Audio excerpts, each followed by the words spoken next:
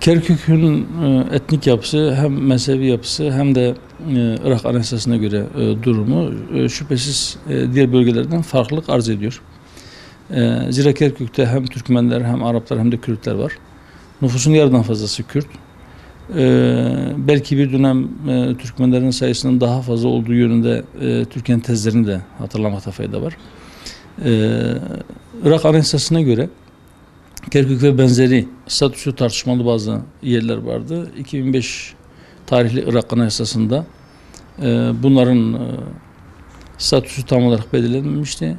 2007'nin sonunda bir referandum ile bu statüsü tartışmalı yerlerin merkezi hükümete, Bağdat hükümetine mi bağlanacağı veya Irak Kürdistan bölgesi federe yapısına, yani Kürdistan bölgesine bağlanacağı, oralarda yapılacak referandum ile halka sorulacaktı. Fakat o referandum gerçekleşmedi. Belki de bugün yaşanan sorunların temelinde de o referandumun bugüne kadar yapılmamış olması önemli bir rol oynuyor diye düşünüyorum. Şimdi aslında Kerkük'ün özel bir statüsü var. Yani Kerkük ne merkezi yönetim ne de Erbil yönetimine değil. Kerkük kendisine has bir statüsü var şu anda da.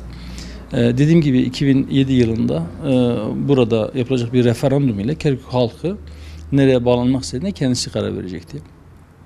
Şu anda Kerkük'te bir il meclisi var. Kerkük'ün başında bir vali var. Gerçi merkezi hükümet onu azlettiğini açıkladı ama o da bu kararı tanımadığını, bunun anayasaya aykırı olduğunu ve görevinin başında olduğunu söyledi. Neticede 25 Eylül'de yapılan referandumda Erbil hükümeti, Kürdistan yönetimi referandum burayı da kapsayacağını, yani Kerkük'le beraber statüsü tartışmalı Diyala'nın bazı ilçeleri, Musul'un bazı ilçeleri ve Kerkük gibi yerleri de kapsama içerisine alınca, yani referandum orada da yapılınca, orada da sandıklar kurulup siz Kürdistan bağımsızlığı için ne düşünüyorsunuz diye orada oturan vatandaşlara da sorulunca belki sorun biraz da büyümüş oldu. Kerkük'ün yönetiminin kime ait olacağı, oradaki egemenliği kim tarafından kullanılacağı konusunda tartışmalar büyüdü.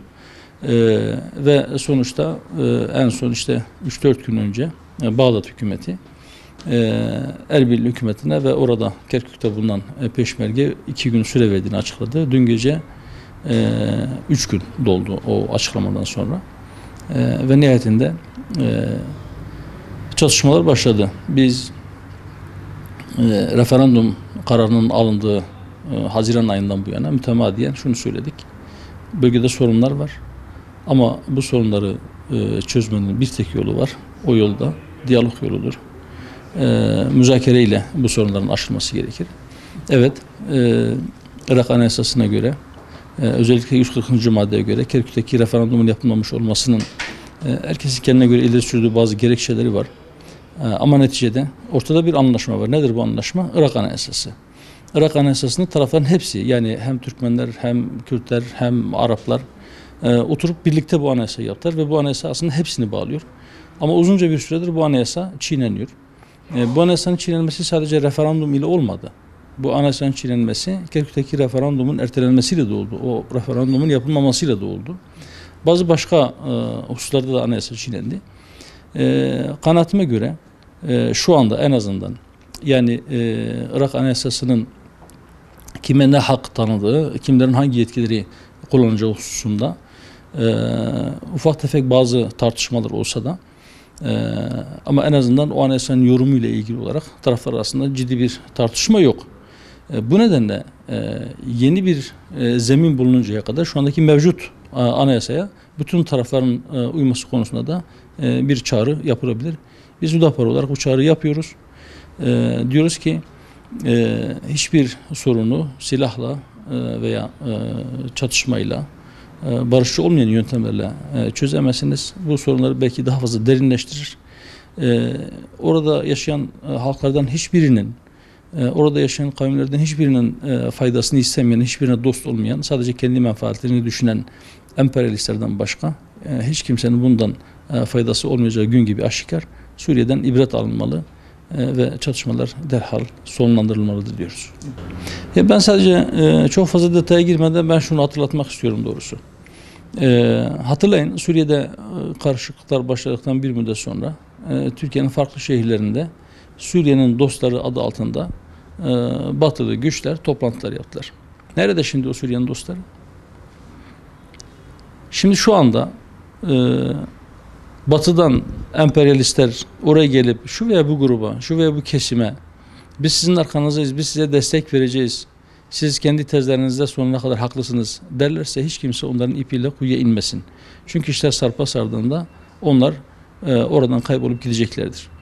Çünkü onların istediği şey aslında kendi silah fabrikalarındaki o üretim bantlarının durmamasıdır. Durmadan silah üretmek ve orada yaşayan insanlara satmak istiyorlar.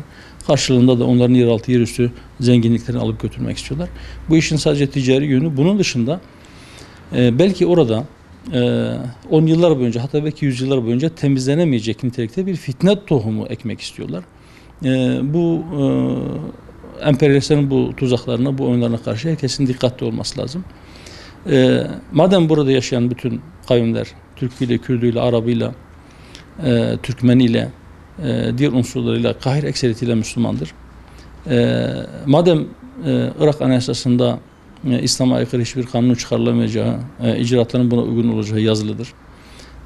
Madem Türkiye'de bir İslam ülkesidir, madem diğer komşuların tamamı İslam ülkeleridir, o zaman yapılması gereken şey bellidir. Allah-u Teala'nın koymuş olduğu ölçülere göre eğer biz davranırsak, herkes kendi hakkına razı olursa ve herkes o ölçülere göre kardeşinin hakkını da tanırsa hiçbir problem kalmayacaktır. Ben Hucurat Suresinin 9. ayetini bütün Müslümanlara ve bütün bu İslam ülkelerine hatırlatıyorum. Nedir o? Müminlerden iki topluluk karşı karşıya geldiğinde onların arasını düzeltin, onların arasını ıslah edin diye Allah-u Teala emrediyor. Barış hayırlı olandır. Çatışmak, Müslümanlar kendi aralarında çatışması Müslümanlara fayda getirmeyecektir. Emperyalistlerin daha fazla gelip burada çöreklenmesine sebebiyet verecektir. Emperyalistler zaten bu gerginliğin daha da tırmanmasını ve fiili bir çatışmaya dönüşmesini, Suriye'deki gibi bir iç karşıtlık ve iç savaşın olmasını canı gönülden istiyorlar. Kim ki bu gerginliği tırmandıracak bir dil ve üslup kullanırsa, kim bu ateşe benzin dökerse farkında olsun veya olmasın emperyalistlerin bu amacına hizmet etmiştir.